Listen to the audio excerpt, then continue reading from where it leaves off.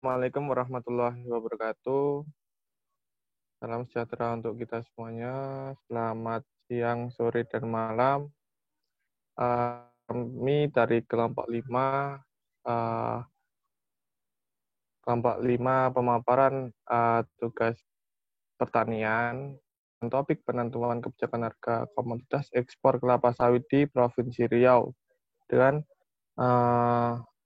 anggota kami yang pertama ada Asyifa Lurnawati, kemudian yang kedua ada Tatiana, kemudian ada Risha Aulia Ristriana, kemudian ada Rizky, ada Sekar Ayu Damayanti, ada Septa Trisetyo, dan terakhir ada Yulistiani Eka Pratiwi. Nah, untuk teman-teman semuanya dapat menyimak pemaparan dari kelompok kami.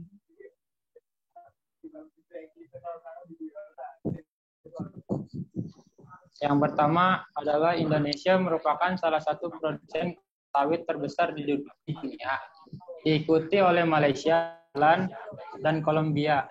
Tidak mengherankan jika Indonesia menjadi salah satu negara pengekspor PKO atau palm kernel oil, utama minyak kelapa sawit di dunia. Ekspor kelapa sawit juga dipengaruhi oleh kebijakan harga yang baku. Harga merupakan interaksi antara penawaran dan permintaan yang bersumber dari sektor rumah tangga, konsumsi, dan sektor industri produksi. Antara harga yang dibayarkan oleh konsumen akhir dan harga yang diterima oleh produsen, terdapat perbedaan yang disebut margin pemasaran. Dengan rumus M sama dengan PR dikurangi PF, di mana M merupakan pemasaran, PR harga di tingkat pengecer, dan PF adalah harga di tingkat petani.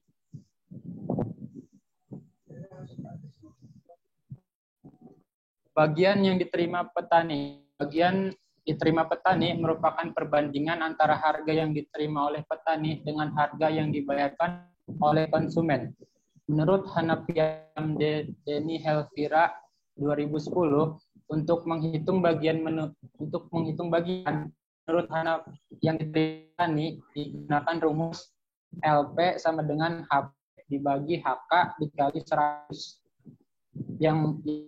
yang dimana LP adalah bagian atau persentase yang diterima petani, HP adalah harga yang diterima petani, dan HK adalah harga pada konsumen.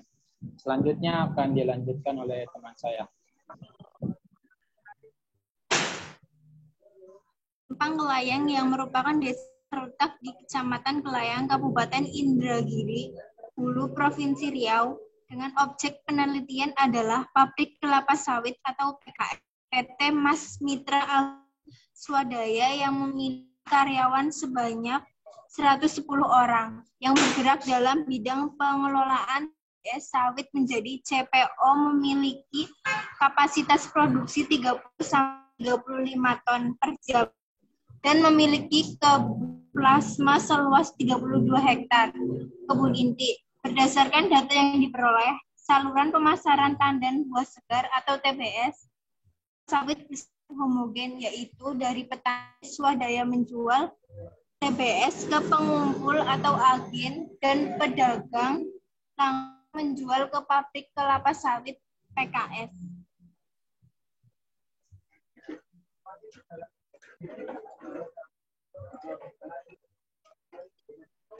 Selanjutnya yaitu pemasaran PKS.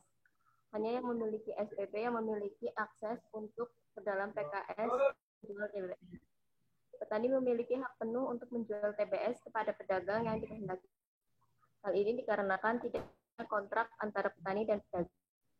Sedangkan PKS dalam menetapkan TBS didasarkan pada kesepakatan dari tim penentuan harga TBS Dinas Perkebunan Provinsi Riau tiap minggunya.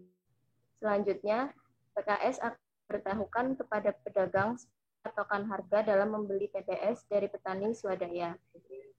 Biaya yang dikeluarkan oleh pedagang pengumpul antara lain adalah biaya transportasi, biaya SPB, biaya bongkar muat, dan biaya penimbangan.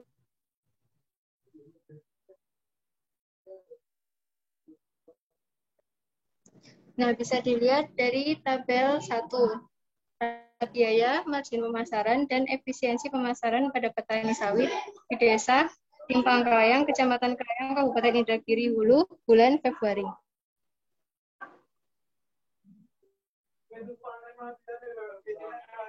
Jadi tabel 1 tadi terdiri dari petani yang menetapkan jualnya, kemudian upah panen, dan keuntungannya. Kemudian dari petani diteruskan ke pedagang pengumpul yang terdiri dari jumlah dan persentasenya harga jual, kemudian biaya pemasaran yang terdiri dari transportasi, biaya SPP atau surat pengantar buah, biaya bongkar muat, dan penimbangan.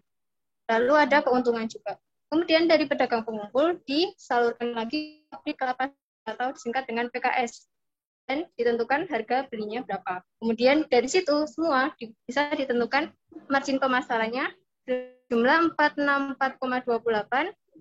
Kemudian bagian yang diterima petani sebesar 74,07% dan efisiensi sebesar 4,28%.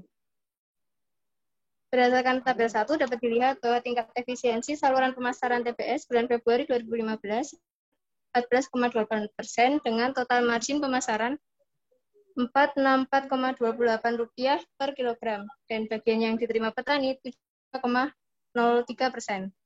Total biaya panen yang harus dikeluarkan oleh petani adalah sebesar 33,86 kilogram, sedangkan diterima sebesar Rp1.193 per kilogram.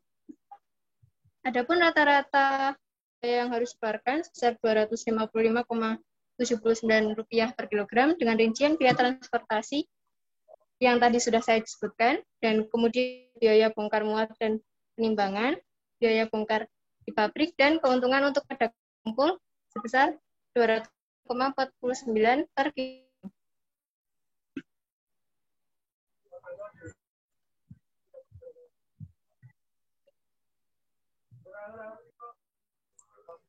Selanjutnya, di tabel 2 dapat dilihat harga rata-rata TBS kelapa sawit di tingkat petani dan pabrik.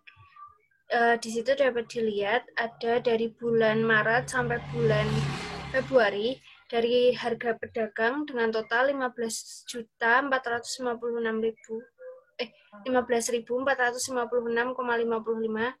Dari harga PKS itu 18.034,98 dan diselisihkan menjadi 2.578,43. Selanjutnya,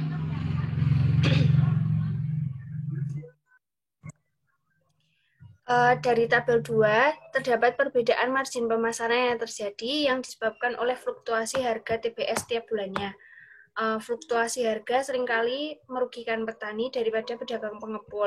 Ini dikarenakan petani tidak dapat mengatur waktu penjualannya untuk mendapatkan harga yang lebih tinggi dan produksi yang tidak stabil, sehingga dimanfaatkan oleh pengepul untuk mendapatkan keuntungan yang tinggi dengan memanipulasi informasi harga. Kualitas TBS yang dijual oleh petani juga berperan dalam menentukan margin. Margin merupakan salah satu cara bagi pedagang pengumpul untuk mendapatkan keuntungan.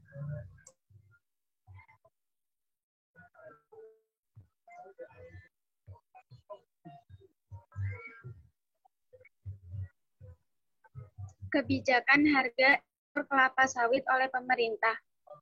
Dalam Peraturan Menteri Perdagangan Republik Indonesia Nomor 94 Tahun 2019 tentang penetapan harga patokan ekspor atas produk pertanian dan kehutanan yang dikenakan bea keluar pasal 2. Yang pertama, tarif bea keluar untuk komoditi kelapa sawit, crude palm oil atau CPO, dan produk turunannya berpedoman pada harga referensi yang didasarkan pada harga rata-rata tertimbang cost insurance rate atau crude palm oil CPO dari Rotterdam, Bursa Malaysia, Bursa Indonesia, dan untuk komoditi biji kakao berpedoman pada harga yang kedua. Harga referensi sebagai maksud pada ayat 1 adalah sebagai berikut. Harga referensi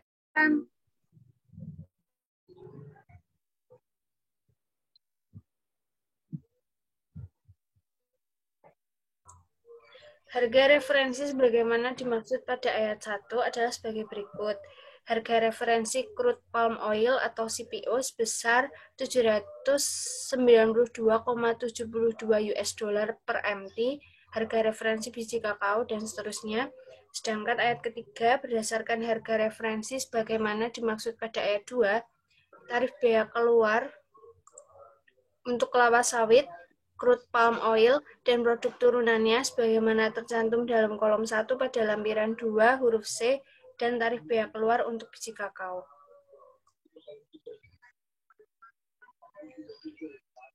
Baik, mungkin cukup sekian presentasi dari kelompok 5.